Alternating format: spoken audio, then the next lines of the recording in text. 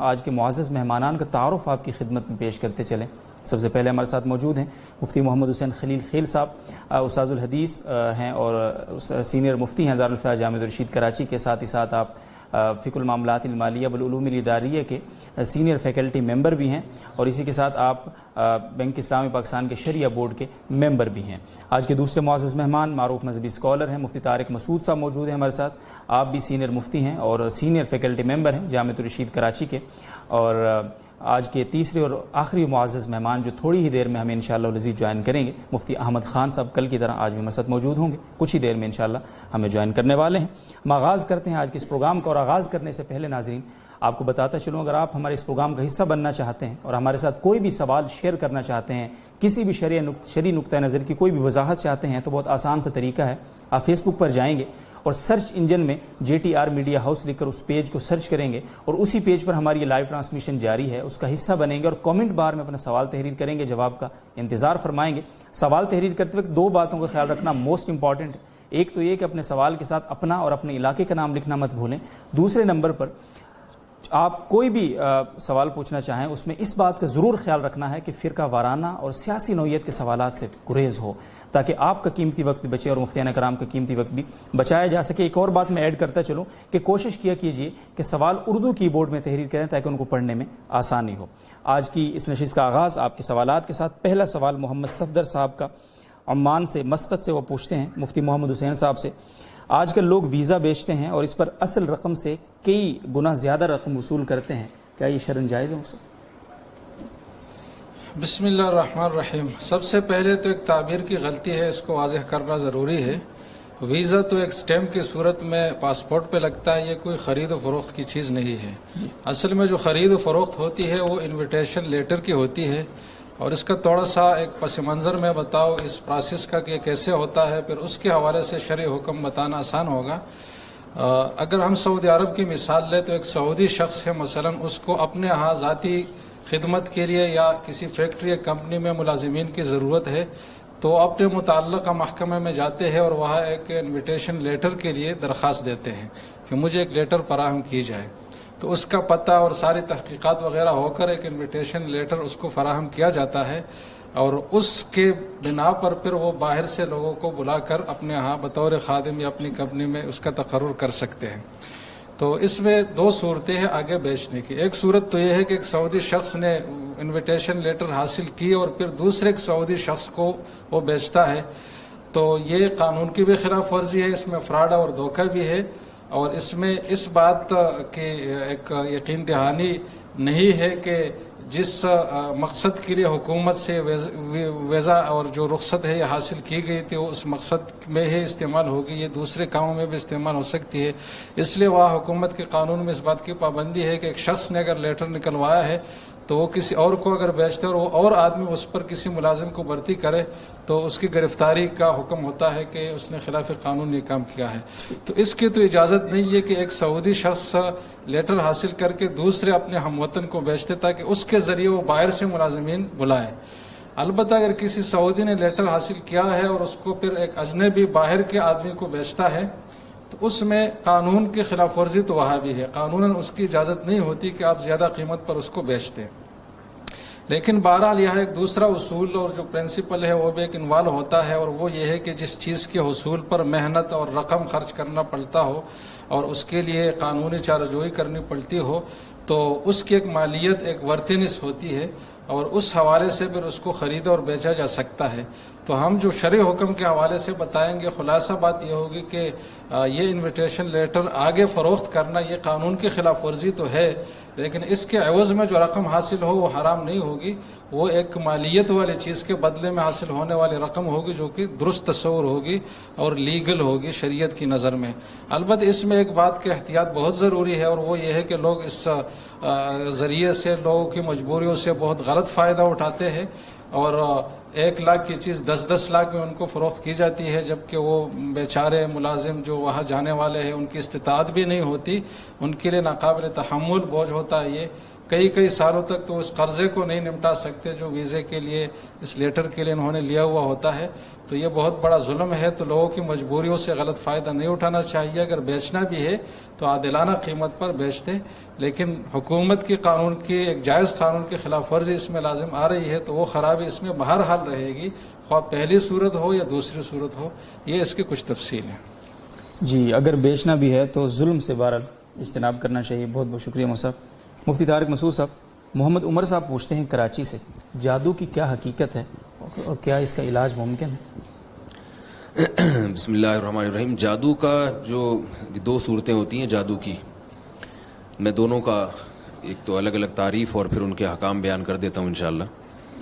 جادو ایک تو ہر اس کام کو جس کے اسباب مخفی ہوں, ہر اس اثر کو جس کے اسباب مخفی ہوں, اس کو بھی جادو کہا جاتا ہے. مثال کے طور پر کوئی بھی ایسا کام ہوا جس کی لاجک آپ کی سمجھ میں نہیں آ رہی, حالانکہ لاجک اس کی ہوتی ہے لیکن لاجک سمجھ میں نہیں آ رہی, وہ بہت باریک لاجک ہوتی ہے اس کی, تو اس کو بھی جادو کہا جاتا ہے, جس کو انگلش میں میجک کہتے ہیں. آپ نے میجک شو آج کل یوٹیوب پہ آ رہے ہیں کہ وہ بندے کے جو ہے نا وہ ٹانگیں کاٹ کے الگ کر دیتے ہیں, وہ اور دھڑ الگ اور ٹانگیں الگ ہو گئیں, لوگ اس کو جادو کہتے ہیں. حالانکہ وہ ہوتا ہی ہے کہ وہ نظر کا دھوکہ ہوتا ہے, کچھ ایسی چیزیں لگائی بھی ہوتی ہیں اور وہ خود بتاتے بھی ہیں کہ یہ حقیقت میں ٹانگیں وانگیں نہیں کٹی ہیں, کچھ بھی نہیں ہوا ہے, اور یہ باقاعدہ سیکھی جاتی ہے یہ چیز. یہ شعبتیں ہیں, نظر کا دھوکہ ہے. آپ یہاں بھی دیکھ رہے ہوتے ہیں لوگ 20-20 روپے میں شو دکھا رہے ہوتے ہیں, وہ جناب وہ رومال سے کبوتر نکال لیا, تو یہ حقیقت میں رومال میں کوئی کبوتر نہیں ہوتا, یہ سب ٹرک ہوتی ہے.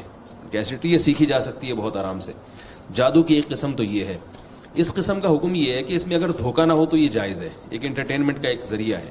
دھوکے کا مطلب کیا ہے کہ ہے یہ ایک نظر کا ایک دھوکہ ہے, لیکن اس کو آپ روحانیت کے نام سے تعبیر کر کے لوگوں کو الو بنا رہے ہو کہ میں بہت بڑا بزرگ ہوں, میں دیکھو رومال سے کبوتر نکال کے دکھا دیتا ہوں. اب گورے بھی یہ کام کرتے ہیں لیکن وہ اپنے آپ کو بزرگ نہیں کہتے, یعنی وہ اپنے آپ کو بزرگ نہیں کہتے, وہ کہتے ہیں ٹرک ہے, پیسے دو ہم سے سیکھ لو آ کے. تو ہمارے ہاں جب یہی کام کوئی داڑھی پگڑی والا کرتا ہے تو وہ کیا کرنا ہے, وہ شعبت بازیاں شروع کر دیتا ہے, ایسی ٹرک شروع کر دیتا ہے, اور اس کو یہ شو کرتا ہے کہ میں پہنچا ہوا بزرگ ہوں اور فرشتے نازل ہوتے ہیں اور میں جنات سے یہ کام لے رہا ہوں اور فرشتوں سے یہ کام لے رہا ہوں. تو یہ اگر دھوکہ دے رہا ہے تو یہ بالکل حرام ہے, گناہ کبیرہ ہے. تو یہ تو میں نے جادو کا ایک قسم بیان کی جس کو شعبت بازی ہم کہہ سکتے ہیں. دوسری قسم ہے جس میں جنات سے کام لیا جاتا ہے. جنات کی فطرت میں شر غالب ہے, تو بعض دفعہ جنات کو کوئی میسج دیا جاتا ہے کہ فلاں کو آپ نقصان پہنچا دو, اور وہ میسج دے کے جنات کو خوش کیا جاتا ہے. جنات کی عادت یہ ہے کہ جو کافر جنات ہوتے ہیں یا نافرمان ہوتے ہیں وہ بہت ہی کوئی وحشیانہ قسم کا جب آپ کام کرتے ہیں تو خوش ہو جاتے ہیں. شیطان یعنی شیاطین ہیں جن کو میں جنات کہہ رہا ہوں, جنات اور شیاطین ایک ہی چیز ہے, وہ شرارتی جنات کو شیاطین سے تعبیر کیا جاتا ہے, تو شیاطین اس پہ خوش ہو جاتے ہیں. تو جب آپ کوئی الٹا کام کرتے ہیں, بہت ہی ایک وحشیانہ کام, تو شیاطین خوش ہو جاتے ہیں اور آپ کی حوصلہ افزائی کے لیے پھر ایسا کام کر دیتے ہیں جس سے آپ خوش ہو جاؤ. اس کی میں آپ کو ایک مثال دیتا ہوں کہ میں ایک جگہ گیا, مجھے وہاں بتایا گیا کہ یہاں کوئی بزرگ دفن ہے, اور یہ بزرگ جو ہیں یہ اتنے زبردست پہنچے ہوئے بزرگ ہیں کہ یہ قبر کے اندر سے لات مارتے ہیں بندے کو, اور وہ قبرستان کی دیوار سے جا کے لگتا ہے. قبر کے اندر سے لات مارتے ہیں اور وہ دیوار سے جا کے لگتا ہے بندہ. میں وہاں کھڑا ہو گیا, میں نے کہا مجھے پتا تھا کہ بزرگوں کا یہ کام تو نہیں ہوتا کہ وہ قبر سے لات, وہ تو زندگی میں کسی کو لات نہیں مارتے, وہ قبر کے اندر سے, ویسے بھی لات مارنے کی صلاحیت ہی ختم ہو گئی تو کہاں سے ماریں گے. تو میں نے کہا ذرا دکھاؤ ہمیں. تو 2-3 لوگ بیٹھے وہ, اور یہ ہوا کہ باقی وہ کلابازیاں کھا کے دیوار سے جا کے قبرستان کی دیوار سے جا کے لگے, اور لگ رہا تھا کہ یہ فیک نہیں ہے, حقیقت میں یعنی کوئی ایسی غیبی طاقت ہے جو ان کو دھکا دے رہی ہے. میں سمجھ گیا کہ یہاں قبرستان میں یہاں جنات ہیں, لوگوں کا عقیدہ خراب کرنے کے لیے یہ شیاطین اس بندے کو لڑکا رہے ہیں تاکہ لوگوں کا عقیدہ خراب ہو اور ان کی قبر سے ان کی عقیدت بڑھ جائے اور پھر وہ لوگ منتیں مانیں. تو یہی ہو رہا تھا اس قبر پہ. تو 2-4 لوگ لیٹے میرے سامنے آ کے, تو میں نے کہا کچھ بھی نہیں ہے. میں نے کہا دیکھو میں لیٹتا ہوں, کچھ نہیں ہوگا انشاءاللہ, یہ سب شیاطین ہیں, جنات ہیں. اور جو لوگ شیاطین پر عقیدہ رکھتے ہیں تو شیاطین ان کے ساتھ تصرف کرتے ہیں, اور اگر آپ کا عقیدہ مضبوط ہو, آپ شیاطین کو زیادہ لفٹ نہیں کراؤ, تو وہ پھر آپ کو پریشان بھی نہیں کرتے, جیسے کہ سورہ جن میں ہے. مجھے آپ اجازت دیں میں اس موضوع پر تھوڑا ڈیٹیل میں بات کروں, کیونکہ یہ جادو کا موضوع بہت, اس میں بہت خلط مل لوگوں نے کیا ہے. اور جعلی عاملین کا, ہاں جعلی عاملین جو ہے نا جادو کے نام پہ بہت الو بناتے ہیں لوگوں کو. تو یہ جو مزاروں پہ بھی یہی ہوتا ہے کہ آپ جا رہے ہیں اور آپ کا جن اتر گیا, حالانکہ جن اترتا نہیں ہے, وہ وقتی طور پر جن اترتا ہے, تاکہ جب آپ گھر جائیں تو دوبارہ چڑھا جائے اور پھر آپ مزار پر آئیں تو اتر جائے, تاکہ اس مزار والے بابا سے آپ کا عقیدہ مضبوط ہو. جی. اگر آپ ہمت کر کے جانا ہی چھوڑ دیں تو نہ وہ چڑھے گا نہ اترنے کی نوبت آئے گی. جیسے ہمارے محلے میں ایک صاحب سگریٹ پیا کرتے تھے, ڈاکٹر نے بتایا کہ بھائی تم سگریٹ چھوڑ دو, تمہیں جو کھانسی ہو رہی ہے نا, اتنا بلغم, یہ سب سگریٹ کی وجہ سے. وہ کہتے تھے میں سگریٹ پیتا ہوں تو بلغم نکلتا ہے, میں نہیں پیتا تو وہ اندر ہی رہتا ہے. تو ڈاکٹر نے ان کو ڈانٹا, انہوں نے کہا یہ پیدا ہی اس لیے ہوتا ہے کہ سگریٹ پیتے ہو, جب سگریٹ چھوڑ دو گے تو پیدا ہی نہیں ہوگا تو نکالنے کی ضرورت ہی نہیں رہے گی. بالکل.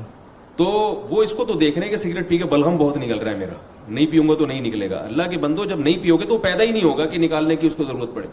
تو آپ ان عاملوں کے پاس جانا چھوڑ دیں, مزاروں پہ جانا چھوڑ دیں, آپ پہ جنات آنا ہی بند ہو جائیں گے انشاءاللہ, کہ آپ کو اس کے اتارنے کی ضرورت رہے. قرآن مجید میں سورہ جنس میں ہے, وَأَنَّهُ كَانَ, سورہ جن میں ہے, وَأَنَّهُ كَانَ رِجَالٌ مِّنَ الْإِنسِ يَعُوذُونَ بِرِجَالٍ مِّنَ الْجِنِّ فَزَادُوهُمْ رَهَقًا. جنات نے کا خود یہ بیان ہے جو قرآن میں ہے. جنات کہہ رہے ہیں کہ انسانوں میں بہت سے انسان ایسے ہیں جو ہم سے ڈرتے ہیں اور پھر ہم سے پناہ مانگنا شروع کر دیتے ہیں مختلف قسم کے شر سے, یعنی ہماری پناہ میں آنا چاہتے ہیں مختلف قسم کے شر سے بچنے کے لیے. تو اس چیز نے ہماری سرکشی میں اضافہ کر دیا اور ہم انسانوں پر پھر حاوی آنا شروع ہو گئے. پتہ یہ چلا کہ آپ جنات کو جتنا مسلط کریں گے نا اپنے اوپر, جتنا ان چیزوں کو وہ خوف کریں گے تو یہ چیزیں اور مسلط ہوتی ہیں. تو وہ میں قبر کا قصہ سنا رہا تھا, وہاں قبرستان میں وہ لڑکنے لگے. میں سمجھ گیا یہ جنات ہیں جو ان کے ساتھ کھیل رہے ہیں تاکہ ان کے عقیدہ خراب ہو. تو ہمارے ساتھ ایک مولوی صاحب تھے, بہت ہی مختصر اور دبلے, اتنے باریک اور اتنے چھوٹے تھے کہ ان کا نام ہی مولانا مختصر صاحب تھا, یعنی ہم مذاق میں ان کو مولانا مختصر صاحب کہتے تھے. تو وہ لیٹے ہیں, وہ نہیں لڑکے, حالانکہ وہ تو بہت ہلکے پھلکے تھے, وہ نہیں لڑکے. میرا نمبر آیا, میں لیٹا, میں نہیں لڑکا. اب وہ ہمیں کہہ رہے ہیں کہ آپ تھوڑا سا خود لڑکنے کی بھی کوشش کریں. ہم نے خود بھی تھوڑی سی ایک دو کلابازیاں کھائیں, پھر بھی نہیں لڑکے. انہوں نے کہا آپ اپنی آنکھیں بند کریں اور سورہ فاتحہ پڑھیں. ہم نے آنکھیں بند کری, سورہ فاتحہ, کچھ بھی نہیں ہوا ہمیں. اب جب ہم اٹھے تو ہم نے کہا اب آپ ٹرائی کریں دوبارہ, جو پہلے لڑکے ہیں نا ایک دفعہ وہ ذرا لیٹے. وہ لیٹے تو وہ بھی نہیں لڑک رہے. اب وہ کہہ رہے ہیں یار پتہ نہیں کیا ہو گیا, یہ بزرگ جو ہے نا اب یہ دھکا ہی نہیں دے رہے. اور وہ یہ ہمیں کہہ رہے ہیں کہ پھر ہمیں کہہ رہے ہیں تم لوگ کا عقیدہ صحیح نہیں ہے, اس وجہ سے یہ کرامت یہاں بزرگ کی ختم ہو گئی. میں نے کہا ہمارا عقیدہ صحیح ہے, اسی وجہ سے یہاں شیاطین یہاں سے بوری بستر گول کر کے بھاگ گئے. تو جادو بعض دفعہ ایسے الٹے کام کرو تو جنات پھر کچھ حرکتیں شروع کر دیتے ہیں. تو اس میں آپ نے دیکھا ہوگا یہ جو جادوگر ہیں نا, یہ کیا کرتے ہیں کہ قبرستان سے کسی بچے کی ہڈی نکال کے لاؤ, یا چوزے کو زندہ دفن کر دو, یا خون سے معاذ اللہ قرآن کی آیتیں لکھو, یا قرآن الٹا لکھو. تو یہ بڑا کفری اور وحشیانہ عمل ہے. تو جب آپ اس قسم کا کوئی عمل کرتے ہیں تو جنات خوش ہو کے بعض مرتبہ آپ کا کوئی کام کر دیتے ہیں. میری اپنی ذاتی تحقیق یہ ہے کہ جنات کو قابو میں کرنا ممکن نہیں ہے. کام لینا اس طور پر کہ کوئی ایسا آپ کچھ کر دیں تو جس میں آپ کو خوش کر کے وہ کچھ کر لیں, خوراک کھلاتے ہیں, ہاں تو وہ آپ وہ کر لیں, لیکن ایسا نہیں ہوتا کہ آپ نے ان کو کیپچر کر لیا اور اب آپ ریموٹ کنٹرول کی طرح ان کو گھماتے رہیں, ایسا نہیں ہوتا. تو ایسا کریں گے تو کوئی بھی نہیں آئے گا, یعنی مطلب ہے کہ آپ کا نظام عالم برباد ہو جائے گا. تو اب یہ ایک طریقہ ہے, یہ بھی جنات کا ہے. نبی صلی اللہ علیہ وسلم پہ جادو ہوا تھا, اس میں بھی یہی طریقہ استعمال کیا گیا تھا کہ وہ ایک میسج دیا جاتا ہے, اس میں پتلوں پہ سوئیاں لگا کے یا کوئی ایسا کر کے میسج دیا جاتا ہے کہ بھئی اس کو نقصان پہنچانا ہے. تو اس کا حکم کیا ہے, یہ قرآن مجید نے اس کو کفر قرار دیا ہے. اس میں اگر شرکی الفاظ کہیں ہیں کسی نے تو وہ کافر ہو جائے گا, شرکی الفاظ اگر نہیں کہیں تو کافر تو نہیں ہو جائے گا مگر کبیرہ گناہ کا مرتکب ہوگا. اور فقہاء نے لکھا ہے کہ حکومت پر لازم ہے کہ ایسے شخص کو قتل کر دے جو اس جادو کرتا ہے. یہ عام آدمی کا کام نہیں ہے کہ وہ خود یہ کام کرتا پھرے, حکومت پر لازم ہے کہ وہ ایسے شخص کو زندہ نہ چھوڑے. البتہ ایک اہم بات یہاں پر یہ ہے کہ لوگ نہ جادو سے خوفزدہ بہت ہوتے ہیں. دو چیزیں میں یہ بیان کروں گا کہ جادو سے کیا حقیقت اور ماہیت بھی تبدیل ہوتی ہے کسی چیز کی, ایک مسئلہ تو یہ رہ گیا ہے. دوسرا مسئلہ میں یہ بیان کروں گا کہ جادو جو ہے اتنی ڈرنے کی چیز نہیں ہے جتنا لوگ آج کل ڈر رہے ہیں. جادو اسباب ضعیفہ میں سے ہے. دیکھیں جب بھی کوئی کام ہوتا ہے نا, کسی چیز کا کوئی نتیجہ, ہم کوئی سبب اختیار کرتے ہیں تو اس پر نتیجہ نکلتا ہے نا. جی. آپ کو پیاس لگ رہی ہے, آپ پانی پیئیں گے, پانی پینا سبب ہے پیاس بجھانے کا. پانی پیئیں گے تو یقیناً پیاس بجھے گی, اللہ یہ کہ کوئی معجزہ ہو جائے اور پیاس نہ بجھے, لیکن پیاس بجھتی ہے. تو ہم یہ کہہ سکتے ہیں کہ پانی پینا پیاس بجھانے کا یقینی سبب ہے اور اس سبب کو اختیار کرنا فرض ہے. اگر آپ کو پیاس لگ رہی ہے, آپ پانی نہیں پیتے اور مر جاتے ہیں, خودکشی کا گناہ ہوگا. بھوک کے وقت کھانا جب آپ کھائیں گے تو پیٹ بھرے گا, تو یہ یقینی اسباب ہے. اسی طرح جادو, جادو کا جو ہے نا, یہ ایک طریقہ ہے, یہ بھی جنات کا ہے. جادو سے کیا حقیقت اور ماہیت بھی تبدیل ہوتی ہے کسی چیز کی, ایک مسئلہ تو یہ رہ گیا ہے. دوسرا مسئلہ میں یہ بیان کروں گا کہ جادو اتنی ڈرنے کی چیز نہیں ہے جتنا لوگ آج کل ڈر رہے ہیں. جب بھی کوئی کام ہوتا ہے نا, کسی چیز کا کوئی نتیجہ, ہم کوئی سبب اختیار کرتے ہیں تو اس پر نتیجہ نکلتا ہے نا. بیماری میں علاج کرنا. ہم جب دوا کھاتے ہیں تو عام طور پر ہم ٹھیک ہو جاتے ہیں, لیکن بعض دفعہ ٹھیک نہیں بھی ہوتے. تو علاج کرنا ایک تھوڑا سا نسبتاً کمزور سبب ہو گیا, ٹھیک ہے نا. اسی وجہ سے فقہا کہتے ہیں علاج واجب نہیں ہے. بعض دفعہ علاج کے بعد بھی فائدہ نہیں ہوتا, اور بعض دفعہ علاج کے بغیر ہی بندہ ٹھیک ہو جاتا ہے. تو علاج کرنا سنت ہے, واجب نہیں ہے. کھانا کھانا واجب ہے, پانی پینا واجب ہے. علاج اسباب ضعیفہ میں سے ہے, مگر پھر بھی اس کا اثر زیادہ ہوتا ہے. تیسری چیز وہ ہے کہ جب ہم وہ سبب اختیار کرتے ہیں تو اکثر نتیجہ نہیں نکلتا, کبھی کبھار اتفاق سے نکل بھی جاتا ہے. اس کی مثال ایسے جیسے کسی کو بخار ہے, آپ اس کو کوئی بخار کا تعویذ باندھ دو, بہت کم امکان ہے کہ تعویذ سے بخار اتر جائے. اگر تعویذ سے عام طور پر بخار اترتا تو ڈاکٹر لوگ پیناڈول کے بجائے وہ تعویذ کی پرچیاں لے کے بیٹھے ہوتے. بخار کے مریض کو آپ 2 گولی پیناڈول کھلا دیں, بخار 90% چانسز ہیں کہ بخار اتر جائے گا, کیسا ہی تیز بخار ہو. لیکن آپ اس کو تعویذ لٹکا دیں اس کے گلے میں تو 5% چانس ہے کہ اس کا بخار اترے. 95% یہی ہوتا ہے کہ نہیں اترے. اور 5% جو چانس ہوتا بھی ہے, اگر اتر بھی جائے تو یہ پتہ بھی نہیں ہوتا کہ یہ خود سے ہی اترا ہے یا اس کے تعویذ کی وجہ سے اترا ہے. تو اسی طرح جیسے یہ تعویذ ہے اسباب ضعیفہ میں سے, ایسے ہی جادو کے ذریعے جب ہم کسی کو نقصان پہنچاتے ہیں, تو جب ہم کسی کو نقصان پہنچاتے ہیں, نقصان پہنچانے کا ایک طریقہ یہ ہے کہ آپ بندوق سے گولی مار دیں اس کو, یہ بالکل یعنی یقینی اثر, فوراً اثر ہوگا. ایک طریقہ ہے چاقو مار دیں, ایک طریقہ یہ ہے کہ اس کو دھکا دے دیں, ایک طریقہ یہ ہے کہ زہر پلا دیں, ایک طریقہ یہ ہے کہ آپ جادو کریں اس کے اوپر. تو جیسے زہر کے ذریعے نقصان یقینی ہے, فوری ہے, لیکن جادو کے ذریعے جو نقصان ہے وہ نہ تو یقینی ہے اور نہ ایسا نقصان ہے کہ یعنی جتنا آپ نقصان پہنچانا چاہتے ہیں اتنا نقصان ہو اس کو. اگر کوئی جادوگر 100 آدمیوں پہ جادو کرے گا تو عین ممکن ہے کہ 100 کے 100 میں سے کسی پہ بھی اثر نہ ہو, اس کا امکان بھرپور موجود ہوتا ہے. اور یہ بھی ہے کہ اگر ان 100 میں سے کسی ایک پہ اثر ہوتا بھی ہے تو جتنا اثر اس نے ڈالنے کی کوشش کی ہو سکتا ہے اس کا صرف 1% ہو یا 5% ہو, اور اس کا بھی امکان ہوتا ہے کہ 100% ہو جائے. تو اس سے کیا پتا چلا کہ جادو کن اسباب میں سے ہے, اسباب ضعیفہ میں سے. اگر یہ بات میری آپ تسلیم نہیں کرتے تو پھر جادوگر جو ہے نا, یہ ان کے تو ہاتھ میں بہت بڑی طاقتیں آ جائیں گی. یہ تو بیٹھ کے کسی کو بھی نقصان پہنچانا ہے بڑے آرام سے. آپ دیکھتے ہیں کہ جادوگر تو بالکل ننگ دھڑنگ ہوتے ہیں, ان کے پاس تو کچھ بھی نہیں ہوتا. کسی کے پاس اتنی بڑی صلاحیت آ جائے کہ وہ جب چاہے جس کو چاہے نقصان پہنچا دے, وہ تو دنیا کا بادشاہ بن جائے. لیکن یہ ان کی حالت دیکھیں, یہ تو اب لوگوں نے ان کو پیسے دینا شروع کیے ہیں تو انہوں نے گھر ور بنا لیے, ورنہ ہمارے بچپن میں یہ جتنے جادوگر تھے یہ فٹ پاتھوں پہ بیٹھتے تھے اور رات کو فٹ پاتھ پہ ہی سوتے تھے بیچارے. تو اسباب ضعیفہ میں سے ہے. رسول اللہ صلی اللہ علیہ وسلم پر جو جادو کا اثر ہوا ہے اس کی علماء نے حکمت بیان کی ہے کہ اس لیے اثر ہوا نبی پر جادو کا کہ لوگ آپ کو جادوگر کا تانا دیا کرتے تھے, تو اللہ نے جادو ہونے دیا تاکہ اس تانے سے آپ صلی اللہ علیہ وسلم کی نسبت یعنی بری ہو جائیں آپ کی, جادوگر نہیں. ورنہ میں کہتا ہوں ابو بکر رضی اللہ عنہ پہ جادو نہیں کیا ہوگا یہودیوں نے, کوشش نہیں کی ہوگی, اور اسلام کے اتنے بڑے بڑے لوگ ہیں, ظاہر ہے کچھ بھی نہیں ہوا. تو اتنا آسان نہیں ہے کہ جو چاہے. آج مسئلہ یہ ہے کہ جس عالم پر, جس مفتی پر, جس بزرگ پر, بڑے سے بڑے لوگ ہیں, کوئی بیماری ہوتی ہے فلاں نے کچھ کیا ہوا ہے, وہ بھائی نہیں ہو سکتا اتنے آرام سے, یہ دنیا کا نظام برباد ہو جائے گا. میں نے ایک دفعہ ایک صاحب سے کہا, میں نے کہا چلو یار تبلیغی جماعت میں چلتے ہیں ایک علاقے میں. انہوں نے کہا نہیں, وہ میں نے سنا ہے کہ وہاں جنات ہیں, وہ جن اٹھا کے مجھے پہاڑ پہ نہ رکھ دے کہیں. میں نے کہا یار اب تک تو کوئی ایسی رپورٹ نہیں ہے کہ تبلیغی جماعت گئی اور کسی نے جن کو اٹھا کے. تو لوگ وہمی بن رہے ہیں عاملوں کی باتیں سن سن کے, اس لیے جادو سے اتنا پریشان ہونے کی ضرورت نہیں ہے. ابھی ایک طالب علم ہے, اس نے مجھے چیلنج کیا کہ ہمارے ابا یہ کرتے ہیں اور یوں کرتے ہیں, فلانا کرتے ہیں, ڈمکانا کرتے ہیں. میں نے کہا کچھ بھی نہیں کرتے آپ کے ابا, ان سے کہو جو کرنا ہے میرے اوپر کر لیں, انشاءاللہ کچھ بھی نہیں ہوگا.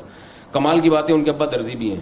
تو وہ مجھے طالب علم نے کہا اپنے کپڑے دے دیں میں سیوں گا. میں نے کہا یہ کپڑے لے لو اور بہت اچھا موقع مل رہا ہے, اس قمیض پہ جتنے فلیتے پلیتے پڑھنے ہیں پڑھ کے دینا مجھے, اور میں پہن کے آؤں گا انشاءاللہ. آپ میں یہ میڈیا پہ بات شو مارنے کے لیے نہیں کہہ رہا, لوگوں کا خوف نکالنے کے لیے کہہ رہا ہوں. میں نے ان کو قمیض دی, ابھی جا کے آپ پوچھ لیں. میں نے کہا یہ کرتا ہے سی کے دو, اور اس پہ جتنے فلیتے پلیتے آپ نے پڑھنے ہیں نا, جادو ٹونے کے بھوت جن چڑیل سارے اس پہ پڑھ لو, انشاءاللہ کچھ بھی نہیں ہوگا. اور میں نے کہا یہ شلوار بھی ہے, اس کا نیفا بھی ہے, اس میں تعویذ رکھ کے لے آؤ. تو اللہ کے بندو اتنا ان چیزوں کو مسلط اپنے, میں مانتا ہوں جادو کا اثر ہوتا ہے مگر اتنا نہیں جتنا آپ لوگوں نے بنا لیا, اور اتنا آسان بھی نہیں. اور ایک اہم بات یہ بھی, آخری بات, کہ مشہور شخصیتوں پہ بھی جادو کا اثر نہیں ہوتا, کیونکہ مشہور شخصیتوں میں عام طور پہ کانفیڈنس ہوتا ہے.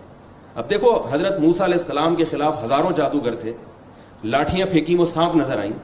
فرعون نے جادوگروں کو دھمکی دی کہ میں تمہارے ہاتھ پاؤں کاٹ کے لٹکا دوں گا, تو وہ ہزاروں جادوگر مل کے ایک رسی پھینکتے وہ فرعون کو کھا جاتی. فرعون پہ کوئی دھمکی نہیں دے رہے وہ, اس کا مطلب یہ کہ ان کی صلاحیتیں بہت محدود ہوتی ہیں اور بہت ان کو گراؤنڈ بنانا پڑتا ہے اس کے لیے. اس لیے اللہ پہ توکل کرنا چاہیے, اللہ پہ اعتماد کرنا چاہیے. باقی مسئلہ کہ جادو سے حقیقت تبدیل ہوتی ہے پھر کسی اور وقت انشاءاللہ, ورنہ سارا وقت جو ہے میں ہی کھا جاؤں گا. ایسا نہ ہو آپ ہی مجھ پہ کوئی عملیات وغیرہ کروانا شروع کر دیں کہ بھائی. جی بہت شکریہ مفتی صاحب. اور یہ بہت ہی اہم بات آپ نے بیان فرمائی ہے کہ جس طرح سے یہ جو آپ نے بات فرمائی تھی درمیان میں کہ یہ پھر رکتا نہیں ہے سلسلہ. آپ ایک عامل کے پاس گئے ہیں تو اس سے پھر سلسلہ بڑھتا چلا جاتا ہے. ایک چھوٹی سی بات آپ کو بتاؤں, میں نے کئی لوگوں کے جادو کا علاج کیا الحمدللہ. کئی لوگوں پہ جنات آتے تھے, میں نے علاج کیا. اب آپ پوچھیں کیسے علاج کیا؟ کیسے علاج؟ ان کا علاج چھڑوا دیا میں نے. یعنی جہاں علاج کر رہے تھے میں نے کہا یہاں جانا چھوڑ دو آپ, اور جو ہو رہا ہے ہونے دو, صرف سورہ فلق سورہ ناس پڑھو. کئی کیسز ہیں میرے پاس کہ وہ ٹھیک ہو گئے. اور جنہوں نے نہیں چھوڑا, اور میں نے ان کو پیش گوئی کی کہ ابھی آپ کے ایک خاتون کا فون آیا کہ میرے جو ہے نا وہ شوہر پہ پتہ نہیں کیا ہو رہا تھا, وہ رات کو یوں ہو رہا تھا, وہ ہو رہا تھا, وہ کہیں اورنگی ٹاؤن میں چلے گئے کسی بزرگ کے پاس علاج کروانے, تو وہ تو ٹھیک ہو گئے. میری ساس اب رات کو پتہ نہیں ایسے ان کو اچھلتی ہیں تھوڑا, ایک ایک بالش, کچھ ہو رہا ہے ان کو. میں نے کہا آپ ان سے تعلق ختم کر دیں, ورنہ تھوڑے دنوں میں ساس ٹھیک ہوں گی. آپ ابھی وہ ساس 1 فٹ اچھل رہی ہیں, آپ 2 فٹ اچھلیں گی. حقیقت ہوتا ہے. میں نے کہا پھر اس کے بعد آپ کی بہنوئی اچھلیں گے, پھر دیور اچھلیں گے. کیونکہ جو ان عاملوں کے پاس چاہے کوئی بھی ہو ایک دفعہ گیا ہے نا, اس کی نسلیں اور اس کے پورا خاندان اس میں ملوث ہوا ہے. ایک بندہ ٹھیک ہوتا ہے دوسرا خراب ہو جاتا ہے. کاروبار ہے سر, چھوڑ دو اس کو. جی بالکل, یہ ان کا لوگ کاروبار کہتے ہیں وہ فلاں پیسے نہیں لیتے, کوئی بات نہیں, پیسے نہیں لیتا, چھوڑ دو آپ اس کو. اللہ پہ توکل کرو, آیت الکرسی پڑھو, سورہ فلق سورہ ناس پڑھ کے رات کو دم کرو, ٹھیک ہو جاؤ. ٹھیک صحیح ہے, نہیں ٹھیک ہوتے صبر کرو اس پہ, صبر کرو. بالکل, اللہ تعالیٰ عمل کی توفیق. آمین آمین. جزاک اللہ صاحب, بہت شکریہ. مفتی احمد خان صاحب نے جوائن کیا ہے جی ہمیں, اور آپ سینئر مفتی ہیں دارالفتہ جامع مسجد کراچی کے, سینئر فیکلٹی ممبر ہیں. Thank you so much for joining اس صاحب. دانش صاحب انڈیا سے پوچھ رہے ہیں, آپ کی خدمت میں سوال ہے ان کا. کسی عورت کے والد کے انتقال ہو جائے تو کیا وہ اسے چھو سکتی ہے؟ بسم اللہ الرحمن الرحیم. جی والد چونکہ عورت کے لیے محرم ہے, تو انتقال کے بعد بھی عورت اپنے والد کے جو سطر کے علاوہ اعضاء ہیں ان کو ہاتھ لگا سکتی ہے, شرعاً اس میں کوئی حرج نہیں ہے. اور مرد کا سطر جو ہے ناف سے لے کر گھٹنے تک ہے, اس کے علاوہ اعضاء کو اگر اپنے والد کے اعضاء کو ہاتھ لگائے تو اس میں کوئی حرج نہیں. بہت شکریہ صاحب. اتنا چھوٹا جواب, ابھی بہت چھوٹا سا لگ رہا ہے آپ کا جواب. طارق مسعود صاحب نے لمبی بات کی ہے. اگلا سوال بھی آپ ہی کی خدمت میں ہے. حافظ عبید اللہ صاحب انڈیا سے پوچھتے ہیں, میں ریاض میں رہتا ہوں, ایک عمرہ میں مجھ پر دم لازم ہو گیا تھا, کیا وہ دم حرم میں رہنے والا شخص میری طرف سے ادا کر سکتا ہے؟ نیز اگر میں دوبارہ عمرہ کر لوں تو کیا وہ دم ساکت ہو سکتا ہے؟ تو اس کی تھوڑی سی رہنمائی فرما دیجیے آپ. دیکھیے, دوسرا عمرہ کرنے کی وجہ سے تو یہ دم ساکت نہیں ہو سکتا. یہ حرم میں رہنے والے کسی بھی شخص کو اپنی طرف سے یہ کہہ دیں کہ آپ میری طرف سے ایک قربانی کر دیں, اگر وہ ان کی طرف سے دم ادا کر دیں گے تو ان کا یہ جو دم ان پر واجب ہوا تھا پہلے عمرے میں تو وہ ادا ہو جائے گا. بہرحال دوسرے عمرے کی وجہ سے وہ دم ساکت نہیں ہوگا. جزاکم اللہ, بہت شکریہ صاحب. مفتی محمد حسین صاحب آپ کی خدمت میں سوال ہے. عابد گل صاحب نے پوچھا ہے, اٹک سے پوچھتے ہیں, اگر امام نے بھول کر 4 کی بجائے 6 رکعتیں نماز کی پڑھا دی ہیں اور مسبوق کو آخری 2 یا 3 رکعتیں ملی ہیں تو مسبوق کے لیے کیا حکم ہے اس صورت میں؟ بس انہوں نے تو بہت آسانی سے لکھ دیا کہ آخری 2 یا 3 رکعتیں, لیکن فقہی حوالے سے اس میں بہت تفصیل ہے اور یہ کمپلیکیٹڈ مسئلہ ہے. تو اگر 3 رکعتیں اس کو ملے ہو تو اس کا مطلب یہ ہے کہ 2 رکعت جو اس نے اضافی بطور نفل پڑھے ہیں جی وہ بھی ملے, اور اس میں اس سے پہلے 1 رکعت فرض جو رکعت ہے اس میں سے بھی ملی ہے 1 رکعت. تو اس صورت میں حکم یہ ہے کہ اس کو کرنا یہ چاہیے تھا کہ جب وہ آخری رکعت میں جو امام کا آخری رکعت تھا فرض کا اس میں جب ملا اور پھر بعد میں آخری قادہ ہوا اور پھر امام کو غلطی لگ گئی اور وہ اٹھ کھڑے ہوئے, تو ان کو یہ چاہیے کہ امام کے ساتھ کھڑے نہ ہوں بلکہ امام کی واپسی کا انتظار کرے. اگر وہ 5ویں رکعت سے واپس آئے اپنے قادہ کی طرف تو ان کے ساتھ شامل ہو کر سجدہ سہو میں شامل ہو کر پھر سلام پھیر دے اور پھر اپنے جو باقی رکعت ہے وہ پوری کر لے.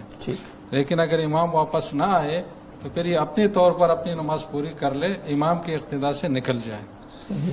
اور اگر ایسی صورت نہ ہو بلکہ آخری 2 رکعتوں میں شامل ہوئے ہیں تو اس میں ایک اصول ہے کہ مفترض کی جو اقتداء ہے وہ متنفل کے پیچھے یہ درست نہیں ہوتی. یعنی ایک آدمی فرض نماز پڑھ رہا ہے اور دوسرا آدمی نفل نماز پڑھ رہا ہے اور یہ فرض والا آ کر اس نفل والے کی اقتداء کر کے اس کا مقتدی بن جائے تو یہ صورت درست نہیں ہوتی، اس میں نماز ہی باطل ہو جاتی ہے۔ انفرادی حیثیت میں تو چونکہ وہ پڑھ ہی نہیں رہا تو الگ سے اس کی نیت کا اعتبار نہیں ہے، اور جس کے اقتداء میں پڑھ رہا ہے وہ اس کے نماز کی نوعیت ہی الگ ہے، وہ نفل نماز پڑھ رہا ہے، تو ایسی صورت میں پھر اس کو سلام پھیرنا ہوگا، اس نماز سے نکلنا ہوگا، اور اپنی جو نماز ہے وہ الگ سے پڑھنی ہوگی۔ اگر آخری 2 رکعتوں میں جو نفلی رکعت بن رہی ہے امام کے لیے، اگر اس میں یہ شریک ہوا ہے تو اس میں پھر یہ تفصیل ہے۔ بہت شکریہ مصعب۔ اگلا سوال بھی آپ کی خدمت میں ہے، اور وزیر الملک صاحب سعودی عربیہ سے پوچھتے ہیں فرض اور واجب میں کیا فرق ہے مصعب؟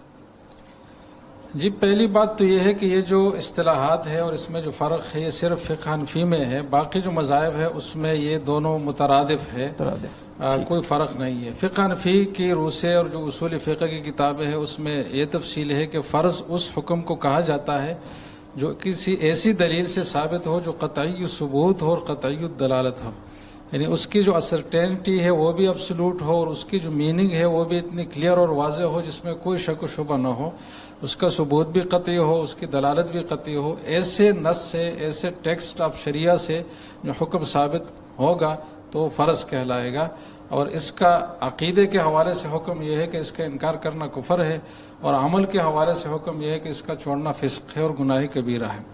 واجب جو ہے یہ ذرا نیچے درجے کا حکم ہوتا ہے، جس کے لیے جو دلیل ہے وہ قطعی ثبوت نہ ہو یا قطعی دلالہ نہ ہو، ان دونوں میں سے کوئی بات اس میں کم ہو۔ یہ مصعب یہ ذرا اصطلاح کی تھوڑی سی وضاحت، یہ وضاحت میں نے کر لی جی کہ ثبوت کا معنی کسی چیز کا ثابت ہونا، اسرٹینمنٹ جس کو انگلش میں اسرٹینٹی کہا جاتا ہے، جی، اور قطعی کا معنی ابسولوٹ تھنگ جس میں کوئی ڈاؤٹ نہ ہو، کوئی کسی قسم کا شک و شبہ نہ ہو۔ تو ایسی دلیل جس کا ثابت ہونا بھی قطعی اور ابسولوٹ ہو، اور جس کا اس خاص حکم پر دلالت اور جو میننگ ہے اس نص کا وہ بھی قطعی ہو، واضح ہو، جس میں دو رائے نہیں ہو سکتی۔ ٹھیک ہے۔ تو واجب کی جو دلیل ہے وہ اس طرح کی قوی دلیل نہیں ہوتی، کم تر درجے کی ہوتی ہے۔ تو واجب جو ہے یہ عمل کے حوالے سے تو فرض کی طرح ہے کہ اس پر فرض کی طرح بعمل ہونا ضروری ہے، اور اس کا چھوڑنا بھی فسق ہے اور گناہ کبیرہ ہے۔ لیکن عقیدے کے لحاظ سے فرق ہے کہ اگر اس کا کوئی منکر ہو جائے تو وہ دائرہ اسلام سے نہیں نکلتا، وہ کافر نہیں قرار پاتا۔ تو یہ ایک اصطلاح کا فرق ہے، اور یہ بھی صرف احناف کے نزدیک ہے۔ بہت شکریہ مصعب۔ حبیب اللہ خان صاحب بحرین سے پوچھتے ہیں، جی یہ بہت امپورٹنٹ سوال ہے مفتی صاحب، آپ نے بھی اس کا یقیناً آپ کے علم میں ہوگا پہلے بھی، بعض لوگوں کی نماز میں نماز پڑھ رہے ہوتے ہیں تو پیچھے سے شرٹ اوپر اٹھ جاتی ہے، جس سے بسا اوقات سطر کھل جاتا ہے، اس سے نماز پڑھنے والے اور جو پیچھے کھڑا ہوتا ہے اس کی، کیا ان کی نماز درست ہے یا فاسد ہو جائے گی نماز؟ اگر یہ جو ناف سے لے کے گھٹنا تک کا حصہ ہے، اس کا نماز میں بھی چھپانا فرض ہے، نماز کے علاوہ بھی۔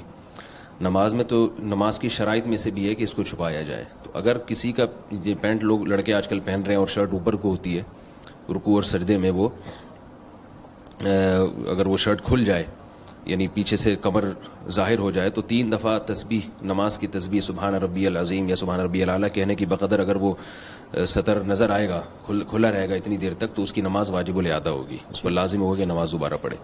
باقی یہ کہ پیچھے جس کی نظر اس پہ پڑ گئی تو وہ اگر اتفاقی نظر ہے تو وہ معاف ہے، اور اگر وہ اس کو باقاعدہ دیکھ رہا ہے ارادہ کر کے کہ بھئی تو نماز میں کسی بھی گناہ کا جب آپ ارتکاب کرتے ہیں تو اس سے نماز مکروہ تحریمی ہو جاتی ہے۔ تو چونکہ سطر کا کھولنا بھی حرام ہے اور اس کی طرف دیکھنا بھی حرام ہے، بالکل، تو اگر اپنے قصد سے وہ اس کو دیکھتا رہے گا تو ناجائز کام ہے۔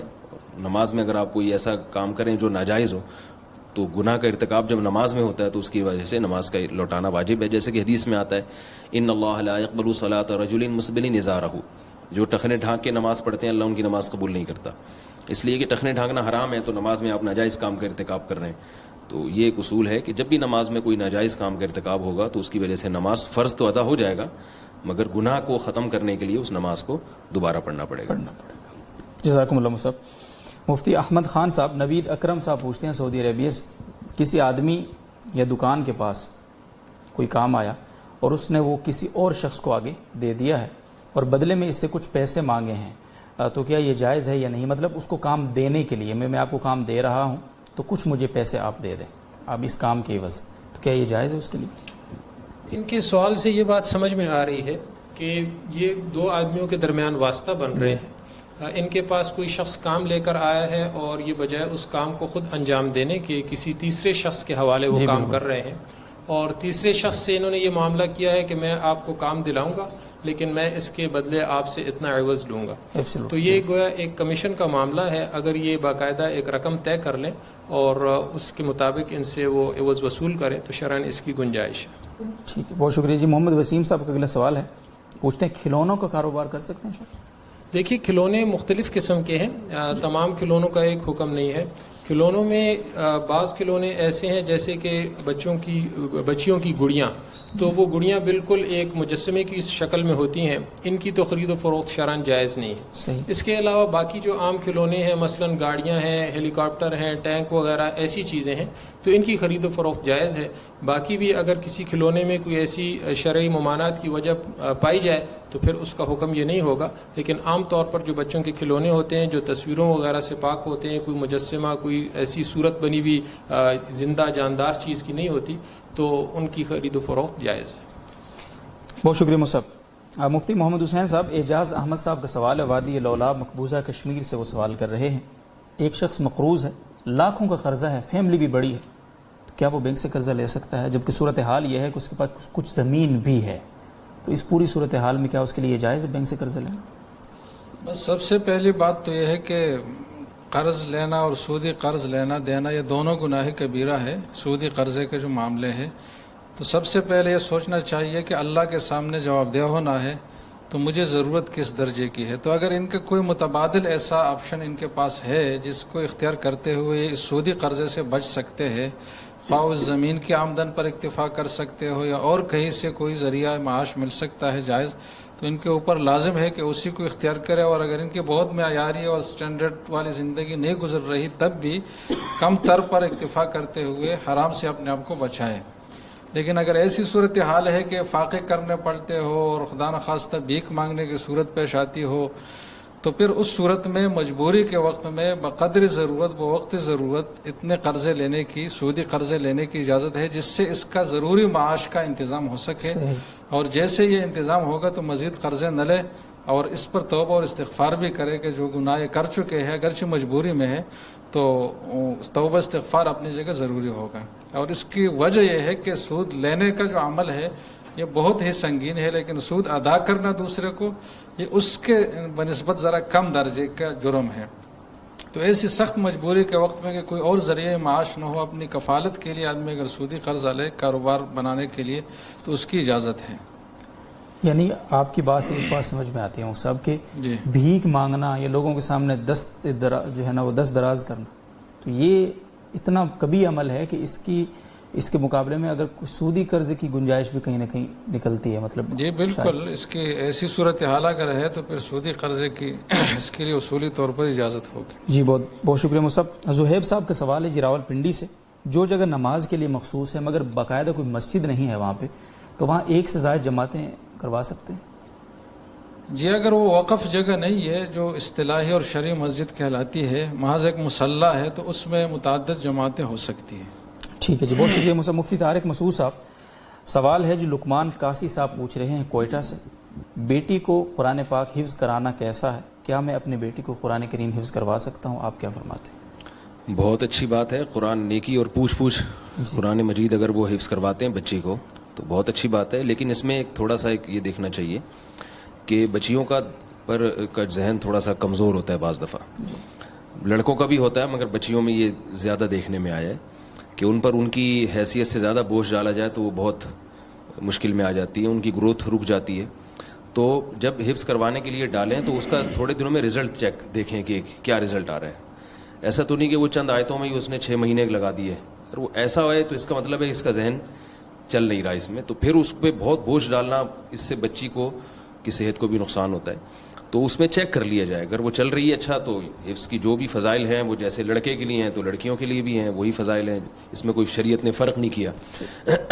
اور بہت سے اسلاف میں خواتین ہماری حافظہ گزری ہیں، لیکن اگر اس کا ذہن کمزور ہے تو پھر اس پہ زیادہ بوجھ نہ ڈالا جائے.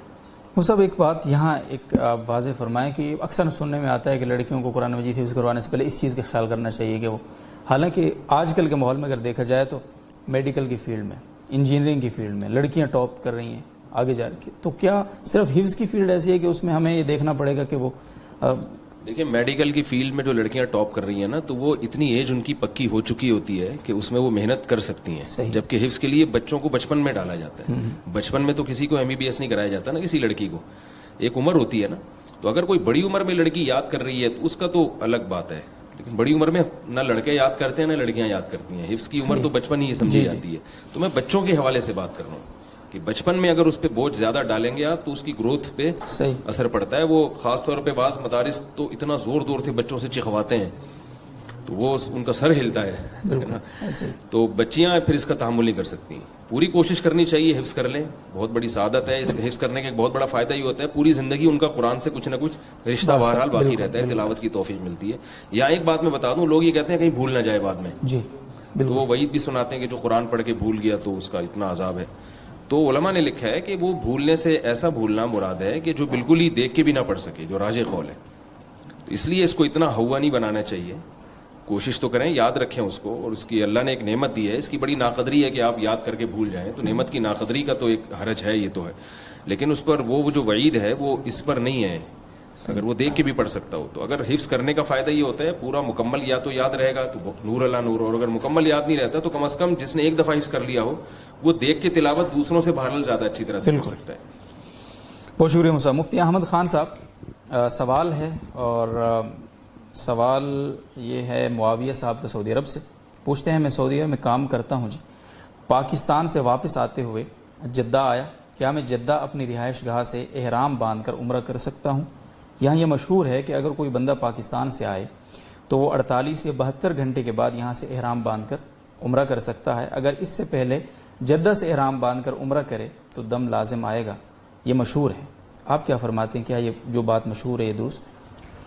جی نہیں, یہ بات درست نہیں ہے, اور ایسی کوئی شریعت نے قید نہیں لگائی کہ 48 گھنٹے یا 72 گھنٹے کے بعد تو وہ عمرہ کر سکتے ہیں اپنی رہائش گاہ سے اور اس سے پہلے نہیں کر سکتے. بلکہ ان کے لیے شریعت کا حکم یہی ہے کہ یہ اپنے گھر سے احرام باندھیں اور عمرہ کریں. لیکن یہ ذہن میں رہے کہ یہ خاص جن صاحب نے یہ سوال پوچھا ہے, چونکہ ان کی رہائش جدہ میں ہے تو ان کے لیے یہ حکم ہے کہ یہ جب بھی عمرہ کرنا چاہیں اپنی رہائش سے احرام باندھ لیں. اگر کوئی شخص وہاں کا رہائشی نہیں ہے اور باہر سے وہ گیا ہے تو پھر اس کے لیے یہ حکم نہیں ہے. اس کے حکم میں اپنی تفصیل ہے جس کا یہاں پر موقع نہیں ہے. لیکن یہاں پر صرف یہ بات سمجھنی ضروری ہے کہ جس شخص کی رہائش جدہ میں ہے وہ اپنی رہائش میں آ کر چاہے تھوڑی دیر ٹھہرے یا زیادہ دیر وہاں پر ٹھہرے, بہرحال وہ اپنے گھر سے احرام باندھ کر عمرہ کر سکتا ہے. جزاکم اللہ. صفوان صاحب کا سوال ہے کراچی سے, اور وہ یہ پوچھتے ہیں کہ میں قرآن مجید کی تلاوت کر رہا ہوتا ہوں تو میرا چھوٹا بچہ ہے, تو وہ جیسے لاڑ میں بچے آتے ہیں تو وہ میری گود میں آ جاتا ہے اور قرآن پاک کو ہاتھ لگاتا ہے, اس پر ہاتھ پھیرتا ہے, تو اس میں کوئی حرج تو نہیں؟ چھوٹے بچے چونکہ غیر مکلف ہیں تو ان کے اوپر تو شریعت کا یہ حکم لاگو نہیں ہوتا کہ وہ وضو کریں اور پھر قرآن پاک کو ہاتھ لگائیں. از خود تو چھوٹے بچوں کو جب کہ تعلیم کی ضرورت نہ ہو تو بلا وضو حالت میں ہو تو قرآن پاک نہ دیا جائے. اگر تعلیم کی ضرورت ہے پھر تو بغیر وضو کے دینے کی بھی فقہا نے اجازت لکھی ہے. یعنی چھوٹا بچہ ہے, وہ قرآن پاک پڑھنا چاہتا ہے یا وہ پڑھ رہا ہے تو آپ اس کو یہ لازم نہیں کر سکتے کہ آپ لازماً وضو کریں اور پھر ہی آپ کو قرآن دیا جائے گا. لیکن اگر ایسی کوئی ضرورت نہیں ہے پھر از خود تو نہ دیا جائے, لیکن اگر اس بچے نے آ کر ہاتھ لگا لیا ہے تو اس میں شرعاً کوئی ایسی گناہ کی بات نہیں ہے. جزاکم اللہ مصعب. مفتی محمد حسین صاحب, آپ کی خدمت میں سوال ہے. نور الامین صاحب پوچھتے ہیں, عرب میں ایک مسجد میں ایک سے زائد جماعتیں ہوتی ہیں, اس کی کیا حیثیت ہے؟ نیز اگر ہم مسجد پہنچیں اور دوسری جماعت ہو رہی ہو تو اس کے ساتھ نماز پڑھیں گے یا اکیلے نماز پڑھیں گے؟ بس پہلی بات تو یہ ہے کہ ایک اختلافی مسئلہ ہے, تو اگر کوئی پڑھ رہا ہے تو اس کو برا بلا نہیں کہنا چاہیے. لیکن فقہ حنفی کے جو مقلدین ہیں ان کے لیے فقہ حنفی کے حوالے سے اصول یہ ہے کہ جو مسجد ایسی ہو جو باقاعدہ شرعی مسجد ہو, وقف جگہ ہو, اور اس کا امام بھی متعین ہو اور مقتدی بھی اس کے آس پاس کچھ لوگ ہو جو اس میں باقاعدہ معمول کے مطابق نماز کے لیے آتے ہوں, تو ایسی جگہ میں جب اہل محلہ نے ایک بار نماز پڑھی ہے تو دوسری جماعت مکروہ ہے. لہٰذا ایسی جگہ اگر آدمی پہنچے تو الگ ہی نماز پڑھے, اگر دوسری جماعت کڑی بھی ہے تب بھی ان کے ساتھ نہ پڑھے, الگ ہی پڑھ لے. تو فقہ حنفی کے حوالے سے یہی اصول ہے. اور اگر کوئی پڑھ رہا ہے تو ان پر نکیر نہیں کرنی چاہیے, ان کے اپنے نقطہ نظر کے مطابق جب وہ درست ہے تو کوئی حرج نہیں ہے. بہت شکریہ صاحب. مفتی طارق مسعود صاحب, محمد سلیم حریفال صاحب دبئی سے پوچھتے ہیں, میرا باپ مجھ سے پوچھے بغیر میرا وکیل بن گیا اور میری غیر موجودگی میں میرا نکاح فرما دیا انہوں نے. اگرچہ میں بھی اس نکاح پر راضی تھا، مگر آپ یہ بتائیں کہ کیا نکاح صحیح؟ باپ نے بیٹے سے پوچھے بغیر اس کا نکاح کرا دیا. اللہ سب کو اتنے اچھے ابا نصیب فرمائے. آج کل تو بیٹا کہہ رہا ہوتا ہے تو ابا نہیں کراتے، ٹھیک ہے نا. تو جب باپ نے بیٹے سے پوچھے بغیر نکاح کرایا تو یہ فضولی کا نکاح کہلاتا ہے. صحیح. یعنی فضولی کا مطلب ایک تھرڈ پرسن جو وکیل نہیں ہے، جس کو وکیل نہیں بنایا گیا. خیال نہیں جی. تو جب باپ نے نکاح کرا دیا تو اب یہ ہے کہ جب اس بیٹے کو نکاح کی اطلاع ملی تو اس نے اس وقت رضا کا اظہار کر دیا کسی بھی طریقے سے، تو یہ نکاح ہو گیا. اور اگر رضا کا اظہار نہیں کیا اس وقت جب اطلاع ملی، اس وقت رضا کا اظہار نہیں کیا، تو پھر یہ نکاح نہیں ہوا، دوبارہ کرنا پڑے گا. بہت شکریہ جی. اگین ایک شادی کے متعلق سوال ہے. محمد عاصم صاحب پوچھتے ہیں شادی کرنے کے لیے مالی استطاعت کتنی ہونا ضروری ہے؟ کہتے ہیں کہ امام ابو حنیفہ رحمہ اللہ کے وصایا میں ہے، وہ یہ فرماتے ہیں کہ پہلے کماؤ اس کے بعد شادی کرو. اس کا کیا مطلب ہے؟ آپ کیا فرماتے ہیں؟ دیکھیں، یہ جو وصیت کی چیزیں ہیں نا کہ امام ابو حنیفہ کی فلاں وصیت ہے، یہ تاریخی روایات ہیں، ان پر فقہی حکم کا مدار نہیں ہوتا. فقہی حکم تو وہ ہے جو قرآن و حدیث نے، اور فقہ کی کتابوں میں اس کی قرآن و حدیث کی جو تشریح ہے. تو فقہاء کرام جو مسئلہ بیان کرتے ہیں کہ اگر کسی کے اندر کمانے کی بالفعل قدرت، بالقوہ قدرت ہے، بالقوہ کا مطلب اس کے ہاتھ پاؤں سلامت ہیں اور وہ اگر محنت کرے تو کما سکتا ہو، تو کما سکنے کی طاقت اگر کسی میں ہے تو اس کے لیے نکاح کرنا جائز ہے. ٹھیک ہے. تو جیسے اور اس کے لیے کوئی وہ خاص شرط نہیں ہے کہ اتنا کما رہا ہو یا اتنا کمانے کی صلاحیت ہو. بعض دفعہ ایک آدمی کما رہا ہوتا ہے تو نہیں کما رہا ہوتا، جب اس کے بیوی آتی ہے اور اس کی ذمہ داریاں بڑھتی ہیں تو وہ کمانے کی محنت شروع کر دیتا ہے. تو ہم یہ تو نہیں کہیں گے کہ اس نے شادی کر کے غلط کیا ہے. ہاں، اگر وہ بعد میں بھی کمانے کی کوشش نہیں کرتا پھر وہ غلط کر رہا ہے. رہا یہ مسئلہ کہ امام حنیفہ نے جو وصیت کی پہلے کماؤ پھر نکاح کرو، یہ عرف کو ملحوظ رکھتے ہوئے، اس لیے کہ آپ میں اگر کمانے کی طاقت ہے تو نکاح آپ کے لیے تو جائز ہے، مگر آپ کو لڑکی دے گا کون؟ ٹھیک ہے نا. لوگ یہی دیکھتے ہیں نا کہ بھئی آپ عملی طور پر کر کیا رہے ہیں، کما کے دکھاؤ. ایسا نہ ہو کہ بعد میں بھی آپ جیسے ابھی بیٹھے ہوئے ہیں بعد میں بھی ویسے ہی بیٹھے رہیں اور کہیں مجھ میں طاقت ہے کمانے کی. کما تو طاقت ہے تو کماؤ بھی تو نا. اس ڈر کی وجہ سے لوگ بیٹیاں دیتے نہیں ہیں. تو لوگوں کے لیے بھی یہ ٹھیک ہے اگر ان کو کسی کے بارے میں خطرہ ہے کہ پتہ نہیں یہ بعد میں کمائے گا کہ نہیں کمائے گا، تو شرعاً جائز ہے کہ آپ اس کو اپنی بہن یا بیٹی کا رشتہ نہ دیں کہ بھئی جب تک پریکٹیکلی تم کر کے نہیں دکھاؤ گے ہم نہیں دیتے. تو ان کو ڈر ہے، تو ان کے لیے یہ توکل نہیں ہے. اور آپ کے لیے جائز ہے کہ اگر آپ کو یقین ہے کہ میں شادی کے بعد بھی کماؤں گا اور ابھی میں نہیں کما رہا لیکن بعد میں محنت کروں گا، تو آپ کے لیے نکاح کا پیغام بھیجنا جائز ہے، ان کے لیے مسترد کرنا جائز ہے. ٹھیک ہے نا. تو دونوں اپنے اپنے حساب سے شریعت کو فالو کریں گے. بہت شکریہ صاحب. محمد احمد صاحب کراچی سے پوچھتے ہیں جی مفتی احمد خان صاحب، خلا کے بعد میاں بیوی بغیر حلالہ کے رجوع کر سکتے ہیں؟ دیکھیے، خلا جو ہے یہ ایک طلاق بائن کے حکم میں ہوتا ہے. طلاق بائن طلاق کی وہ قسم ہے کہ جس میں نکاح ٹوٹ جاتا ہے، اور اگر عورت اپنے سابقہ شوہر سے دوبارہ نکاح کرنا چاہے تو عدت کے دوران دوبارہ نکاح بھی کر سکتی ہے. صحیح. اور عدت گزرنے کے بعد کسی دوسرے شخص سے بھی اس کا نکاح ہو سکتا ہے. تو خلا چونکہ ایک طلاق بائن کے حکم میں ہے، اور جب تک ایک طلاق ہوئی ہو یا دو طلاقیں ہوئی ہوں تو دوبارہ ان میاں بیوی کا آپس میں نکاح کے ذریعے سے دوبارہ یہ بطور میاں بیوی کے آپس میں رہ سکتے ہیں. تو بہرحال اگر خلا ہو گیا ہے تو اب ان کو دوبارہ باہمی رضامندی سے نکاح کرنا پڑے گا. یعنی عورت پر اب کوئی جبر نہیں کیا جا سکتا. اگر عورت بھی راضی ہے کہ میں اس شوہر کے ساتھ، اپنے سابقہ شوہر کے ساتھ دوبارہ رہوں، اور شوہر بھی راضی ہے، تو پھر جس طرح ایک نکاح ہوتا ہے اسی طرح نکاح کرنا پڑے گا. اس میں باقاعدہ اس عورت کے لیے کوئی مہر بھی طے کرنا پڑے گا. تو اس طور پر پھر یہ دوبارہ آپس میں بطور میاں بیوی کے رہ سکتے ہیں. عدت کے بعد بھی؟ جی، عدت کے بعد بھی ہو سکتا ہے، اور عدت کے دوران بھی اسی شوہر سے نکاح ہو سکتا ہے. کسی دوسرے مرد سے نکاح کرنا ہو تو وہ عدت کے گزرنا ضروری ہے. بہت شکریہ صاحب. حسین صاحب، مفتی حسین صاحب سے پوچھتے ہیں جی، اگلا سوال ہے عبد الواحد صاحب علی گڑھ سے، کیا سود کی رقم غریب بچیوں کی شادی میں خرچ کی جا سکتی ہے؟ جی، خرچ کی جا سکتی ہے. سود کی جو رقم ہے وہ واجب التصدق تو ہے، یعنی اس کا صدقہ کرنا اور نیتی ثواب کی نیت کے بغیر کسی کار خیر میں اس کو لگانا یہ ضروری تو ہے، لیکن صدقہ واجبہ نہیں ہے کہ کسی مستحق کو باقاعدہ مالک بنانا اس کا ضروری ہو.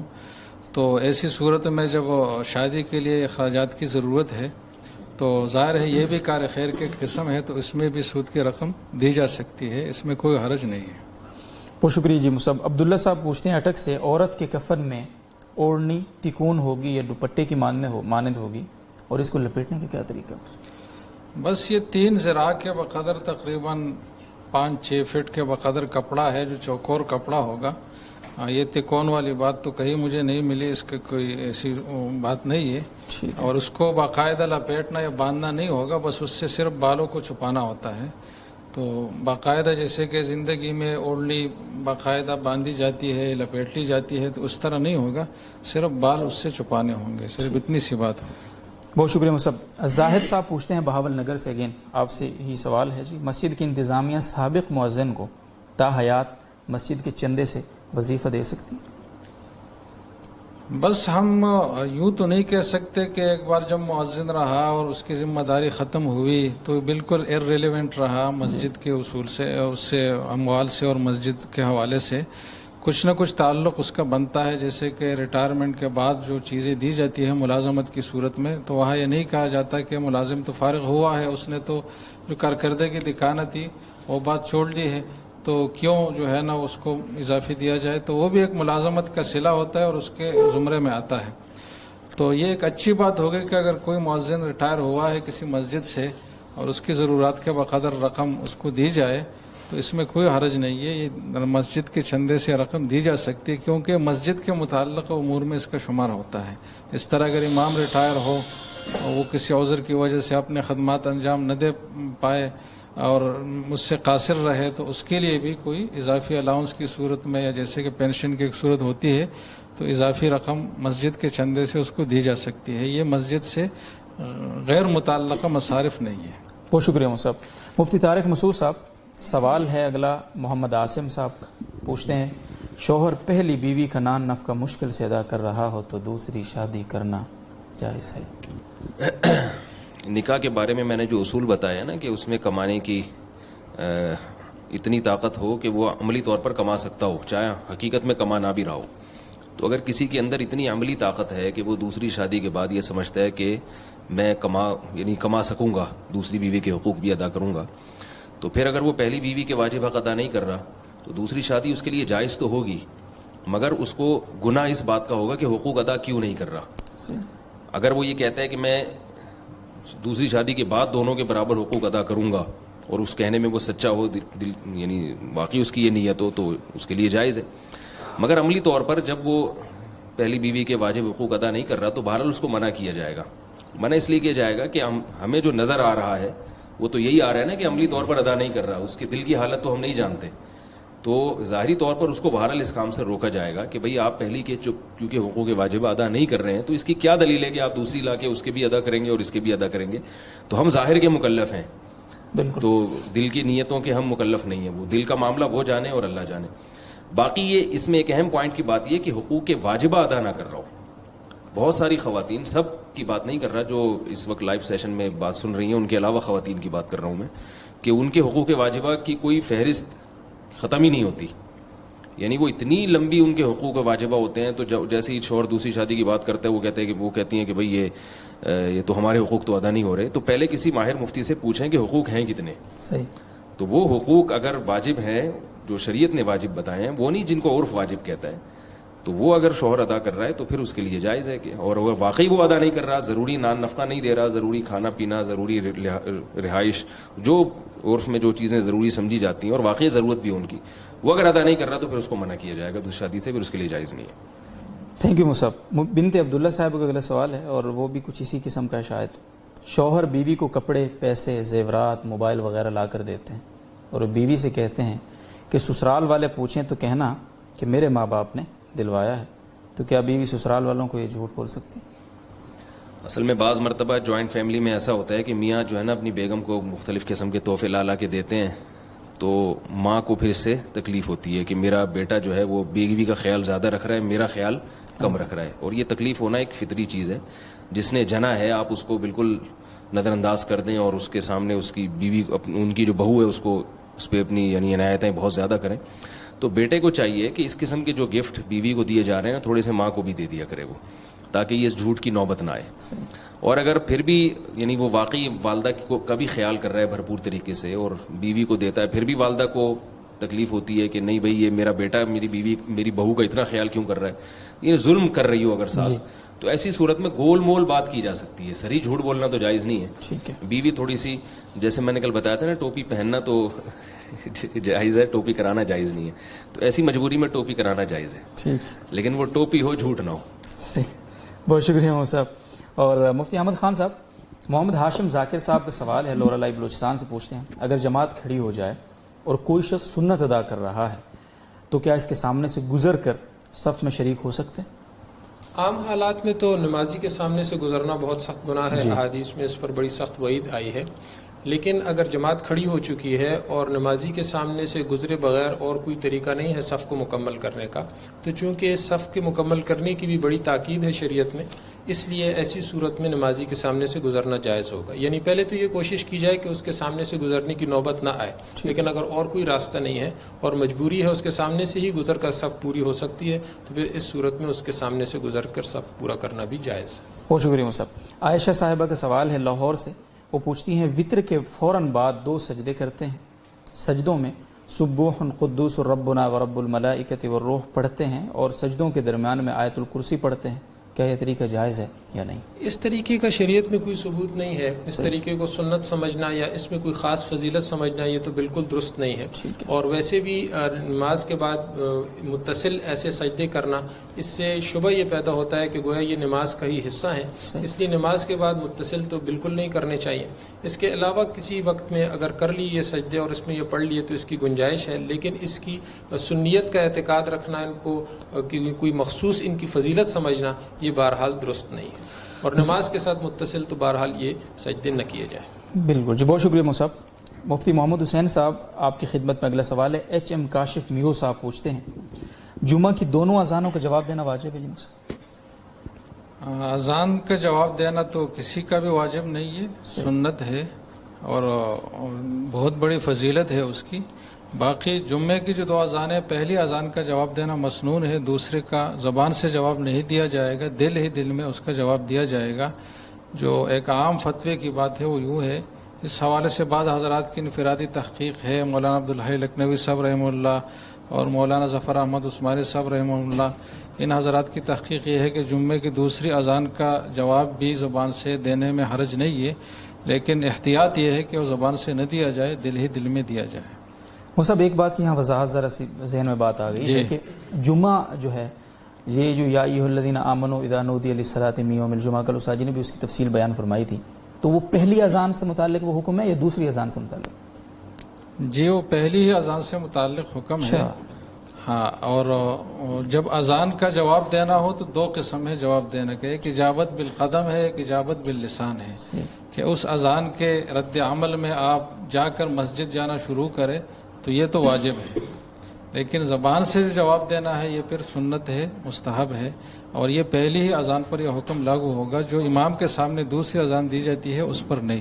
لہٰذا پہلی اذان کے بعد سے جمعے کی تیاری میں کم از کم لگنا ضروری ہوگا، اور کوئی دنیاوی اور غیر متعلقہ جس کے جمعے سے تعلق نہ ہو ایسی سرگرمی میں مبتلا ہونا یہ ناجائز مکروہ تحریمی ہوگا. بہت شکریہ مصعب. ہینا ملک صاحبہ کا سوال ہے، پوچھتی ہیں مجھے میرے شوہر نے 1 یا 2 سال پہلے طلاق دی تھی، اس وقت میں پریگننٹ تھی. 2 طلاقیں ایک ساتھ دی تھیں اور تیسری طلاق میں انہوں نے طلاق کا نام نہیں لیا، بس ایسے کہا جا دی، میرے لیے کیا حکم ہے؟ جا دی کا جو لفظ ہے یہ کسی سوال کے جواب میں بالعموم بولا جاتا ہے، یعنی مطالبے کے جواب میں کہ بیوی نے طلاق مانگی ہو اور شوہر نے کہا کہ جا دی. تو اگر ایسی صورتحال ہے کہ بیوی نے طلاق کا مطالبہ کیا ہے اور شوہر نے یہ الفاظ کہے ہیں تو پھر تو طلاق واقع ہو گئی، تیسری بھی. لیکن اگر ایسی بات نہیں ہے، شوہر نے بغیر بیوی کے مطالبے کے از خود اپنی طرف سے یہ الفاظ کہے ہیں، تو اس میں پھر نیت پر اس کا مدار ہے. اگر شوہر کی نیت میں طلاق دینے کا معنی ہے تو اس سے طلاق ہوگی، اگر نہیں ہے تو پھر طلاق نہیں ہوگی.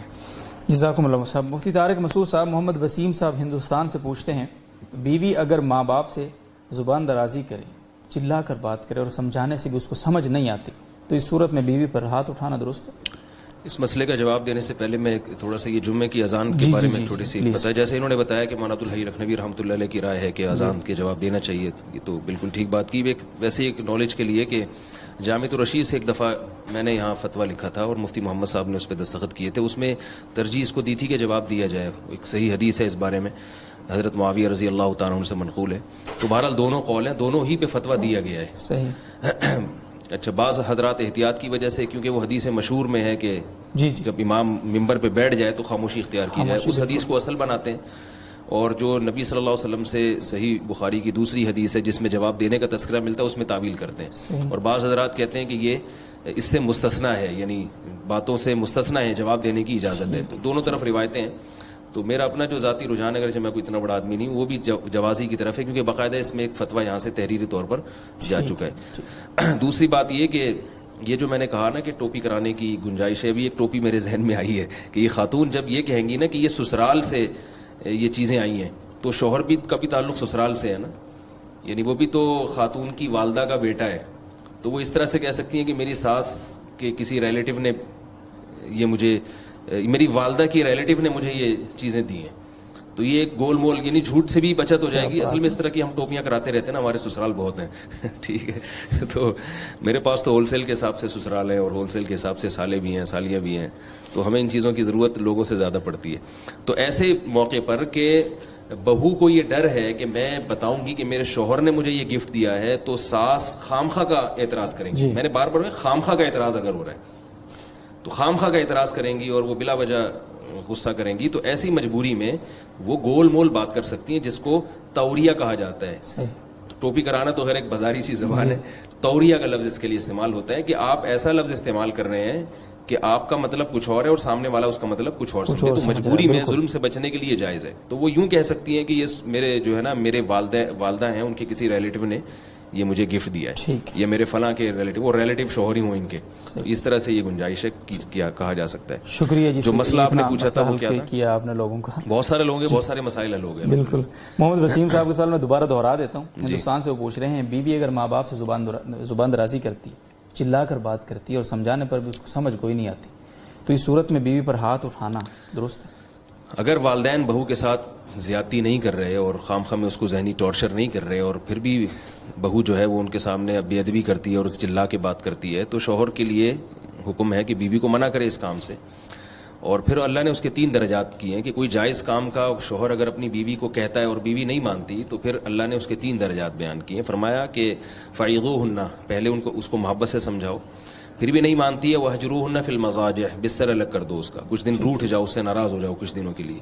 پھر بھی اگر وہ نہیں مارتی تو پھر اس کو, اگر وہ نہیں مانتی تو پھر اس پہ ہاتھ اٹھانے کی اجازت ہے, مگر ضرب مبرح, بہت سخت مارنا, جانوروں کی طرح پیٹنا, چہرے پہ مارنا, اس کی اجازت نہیں ہے. اعتدال کے ساتھ شریعت نے ہاتھ اٹھانے کی ایسے موقع پہ اجازت دی ہے. یہاں بہت سے لوگ اعتراض کرتے ہیں, ابھی کل میں نے ایک اہل مغرب کی طرف سے نا اس طرح میں اعتراضات آتے ہیں کہ اسلام نے مرد کو عورت پہ ہاتھ اٹھانے کی اجازت دی ہے تو ظلم کیا ہے. تو مرد کو چونکہ گھر کا سربراہ بنایا ہے, سربراہ کے پاس اگر پاور نہیں ہوگی تو اپنے حکم کو نافذ نہیں کر سکتا. بالکل. تو میں ایسے لوگوں سے سوال پوچھتا ہوں کہ آپ یہ اگر کوئی یہ کہے کہ کیا حکومت عوام کو سزا دے سکتی ہے, عوام کو جیل میں بند کر سکتی ہے, کیا حکومت عوام کو قتل کر سکتی ہے, تو جیسے یہ سوال احمقانہ ہوگا کہ بھائی بلا وجہ نہیں کر سکتی, اور اگر کوئی جرم اس نوعیت کا ہے تو حکومت قتل بھی کر سکتی ہے, کیونکہ حکومت کے پاس انتظام ہے, اس کو ایک مینجمنٹ ہے اس کے پاس. تو جو بھی مینیجر ہوتا ہے تو اس کو یہ اجازت ہوتی ہے کہ ماتحتوں پہ وہ سختی بھی کر سکتا ہے, ورنہ اس کی چلے گی نہیں. تو اللہ نے گھر کا سربراہ مرد کو بنایا ہے, تو گردن اڑانے کی تو اجازت نہیں دی اللہ نے, نہ جیل میں ڈالنے کی, لیکن بوقت ضرورت کہ جب گھر کا ماحول خراب ہو رہا ہے تو ماتحت کو قابو میں رکھنے کے لیے جیسے باپ کو اجازت ہے کہ اولاد پر ہاتھ اٹھا سکتا ہے, ایسے ہی شوہر کو اجازت ہے کہ شدید مجبوری کے وقت وہ اعتدال کے ساتھ بیوی پہ ہاتھ اٹھا سکتا ہے. وہ حدیث میں کہ لکڑی لٹکا کے رکھنے کا بھی ذکر ملتا ہے میرے خیال ہے گھر میں. جی جی ذیل عمل کی تھی. بہت شکریہ مصعب. عبد الواحد صاحب کا سوال ہے علی گڑھ سے, بس میں جلدی آپ ہی سے. اسکول میں ایک پیریڈ ڈرائنگ کا بھی ہوتا ہے جس میں جاندار کی تصاویر بھی بنانا ہوتی ہیں, اگر اس کا پیریڈ نہ لیں تو اسکول انتظامیہ فیل کر دے گی. ایسی صورت میں جاندار کی تصویر بنانا ہاتھ سے ہی تو بالکل کبیرہ گناہ حرام ہے, اس پر بہت شدید وعیدیں ہیں. سر وہ فیل ہو جائے گا, کیا کریں؟ تو اس ایک پہلی صورت یہ کہ وہ اس کے آنکھ ناک نہ بنائے, پھر بھی ہوتا ہے تو انتظامیہ سے اسکول کی مینجمنٹ سے ملاقات کی جائے, اور پھر بھی نہیں ہوتا ہے تو میں سمجھتا ہوں کہ اسکول چھوڑ دینا چاہیے. پہلے انسان بننا اور مسلمان بننا ضروری ہے, کیونکہ اس پر بہت ہی شدید وعیدیں ہیں. نبی صلی اللہ علیہ وسلم نے فرمایا جس نے تصویر بنائی قیامت کے دن اس کو اس کا مکلف بنایا جائے گا کہ وہ اس میں جان بھی ڈالے, اور اللہ تعالیٰ کو یہ ایک چیلنج ہے. تو ہاتھ کی جو تصویر ہے بنی ہوئی وہ تمام امت اس کو حرام سمجھتی ہے. ایک تصویر وہ ہوتی ہے جو اختلافی ہو, اور ایک وہ ہوتی ہے جس کو پوری امت حرام سمجھتی ہے. تو ہاتھ سے بالکل واضح تصویر بنانا اور کسی شدید ضرورت کے بغیر, ضرورت کا مطلب یہ ہے کہ اب جیسے ایک تو ہم تصویر کھینچتے ہیں نا پاسپورٹ کے لیے, یہ تو ایک شرعی ضرورت ہے, اور ایک تو یہ ہے بھی کیمرے کی تصویر جس کی حرمت ذرا کم درجے کی اور اس کی ضرورت بھی ہے. تو اسکول والے کیوں کہہ رہے ہیں اپنے بچوں کو تصویر, اس پر کون سی سائنسی ترقی موقوف ہے؟ اگر وہ ڈرائنگ کے لیے ایسا ہو سکتا ہے کہ آنکھ الگ بنا دی جائے, ناک کی الگ بنا دی جائے, فیس الگ بنا دیا جائے, اس طرح سے تو جائز ہے. لیکن پورے فیس میں چہرہ بھی ہو, آنکھیں بھی ہوں, ناک بھی ہوں, ہونٹ بھی ہوں اور پورا شکل بن جائے, اس کی اجازت نہیں ہے. بہت شکریہ جی. ہاشم خان صاحب کا سوال, آخری سوال آپ سے ہے. اگر ولیمہ کی استطاعت نہیں ہے تو قرضہ لے کر ولیمہ کیا جا سکتا ہے, کیا یہ اسراف میں تو نہیں آتا؟ قرضہ ہر اس شخص کے لیے لینا جائز ہے جو قرضہ اتارنے کی طاقت اور صلاحیت رکھتا ہو.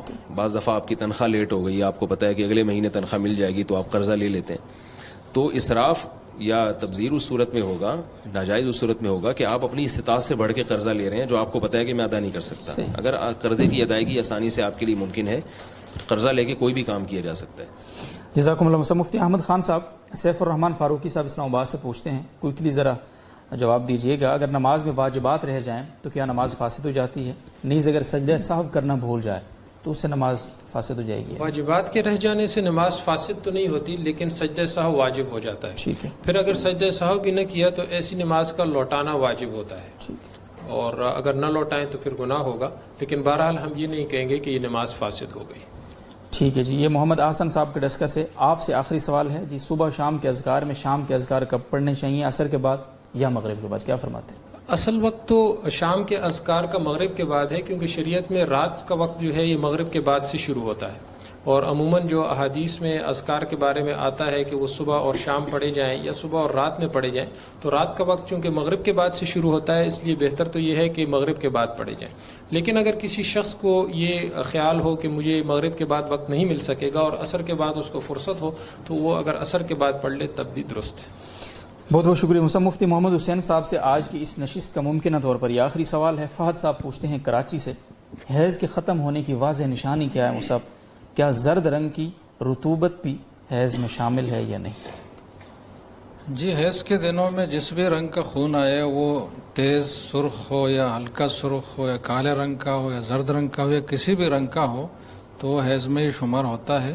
اور حیض ختم ہونے کی علامت یہ ہے کہ کچھ بھی نہ آئے اور بالکل معاملہ منقطع ہو جائے. البتہ اگر کوئی خاتون 55 سال یا اس سے زیادہ کی ہو چکی ہے تو اس کو اگر اپنے جوانی کی عمر میں زرد رنگ کا یا کسی اور رنگ کا خون آتا تھا حیض میں, تو اس کے لیے بھی یہ حیض کا ہی خون شمار ہوگا. لیکن اگر جوانی میں تو لال یا کالے رنگ کا خون آتا تھا اور اب 55 یا اس کے بعد میں زرد رنگ کا خون آ رہا ہے, تو وہ پھر حیض شمار نہیں ہوگا, وہ ایک استحاضہ, ایک اضافی چیز ہوگی. بہت بہت شکریہ جی تمام معزز مہمانان کا. تھینک یو سو مچ ناظرین و سامعین فار جوائننگ اس. انشاءاللہ العزیز کل شب 9:05 پر دوبارہ آپ سے اسی پروگرام میں ملاقات ہوگی. اجازت دیجیے, اللہ حافظ.